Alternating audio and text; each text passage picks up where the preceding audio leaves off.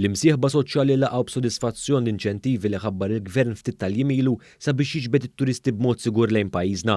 Dan wara li l-Prim Ministru Robert Abela f'konferenza tal-aħbarijiet ħabbar pjan biex mill-ewwel ta' Ġunju pajjiżna jibda jilqa' turisti. Fil-fatt il-Prim Ministru kien ħabbar pjan ta' 20 miljun euro sabiex pajjiżna jiġi inċentiva t-turist barrani jagħżel lil pajjiżna.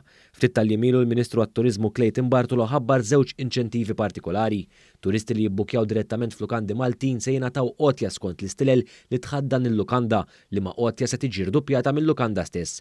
Dwar din l-iskema partikolari One News ħal kummenti tal-kap eżekuttiv tal-Assoċjazzjoni Maltija tas-Sidien tar-Ristoranti u l-Lukandiera is-Sur Tony Zara. Din kienet inizjattiva tajba ħafna mill-Gvern u għajnuna tajba għal settur tal-lukandi illi issa għedin f'pożizzjoni allura illi kollna xi ħaġa oħra biex nattrattaw in-nies għaw Malta. Naħseb illi din se tkun inizjattiva tajba u kol tajba għall-lukandi għax jistgħu iżidu is-sales tagħhom fil-lukanda u jekk tkun daqsxejn waħda inizjattiva tkun innovattiv, allura se jkollok iktar suċċess.